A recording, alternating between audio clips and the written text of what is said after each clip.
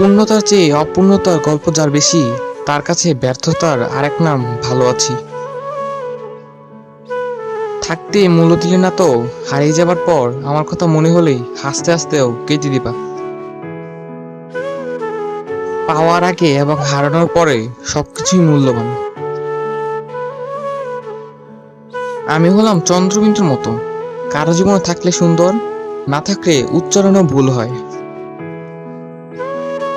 চোখের পানি দিয়ে সব সম্পর্ক টিকিয়ে রাখা যায় না, কিছু বাস্তবতা হাসি মুখে মেনে নিতে হয়। একাকিত্বের মাঝে যদি নিজের অস্তিত্বকে চেনা যায়, তাহলে একাকিত্বই সুন্দর। যতবার তোমায় ছুঁতে চেয়েছি, তার থেকে বেশি চেয়েছি কল্পনা। আমি হারিয়ে গেলে কারো শূন্য লাগে না, অথচ কেউ একটু দূরে চলে গেলে আমার খারাপ লাগে।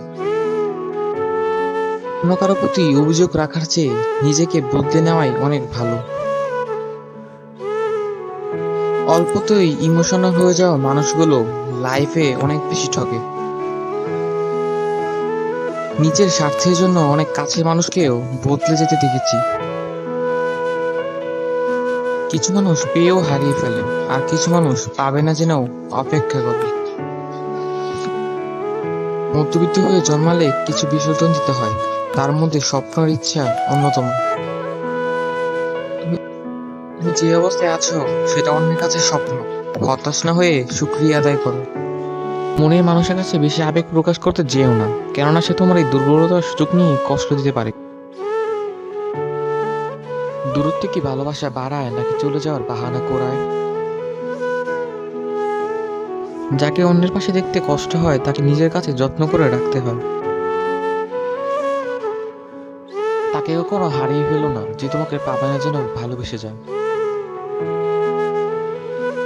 ভালোবাসা এমন একটা মায়া আছে, কষ্ট পেলেও ভোলা যায় না, মন ভেঙে গেলেও ঘৃণা করা যায় না। জীবনে কষ্টগুলো ভাগ করে নেওয়ার মতো একজন থাকা দরকার। একাকিত্ব জীবন অনেক কষ্টের। কিছু মানুষের এতটা ইগো, নিজের ভুল বুঝতে পেরেও ক্ষমা চায় না, নিজেরা কষ্ট পেলেও ফিরে আসে না। যে মানুষ অল্পতেই খুশি হয়, সে কিন্তু অল্প আঘাতেই অনেক বেশি কষ্ট পায়। এখন কষ্ট পেলে আর কাঁদি না, মুচকি আসি আর মনে মনে বলি এই বেশ ভালো আছি। স্মৃতি নিয়ে বেঁচে থাকার চেয়ে স্বপ্ন নিয়ে বেঁচে থাকা অনেক ভালো। মায়া এমন এক জিনিস, না দে কাউকে ভালো থাকতে, না দে কাউকে ভুলে থাকতে। যেখানে নিজের মূল্য নেই, সেখান থেকে কষ্ট হলেও নিজেকে সরিয়ে নেওয়া উত্তম। বেঈমানরা ঠিকই ভালো থাকে, শুধু ভালো থাকে না বোকা মানুষগুলো। মন থেকে চাওয়া জিনিসগুলোই একসময় মন খারাপের কারণ হয়ে দাঁড়ায়।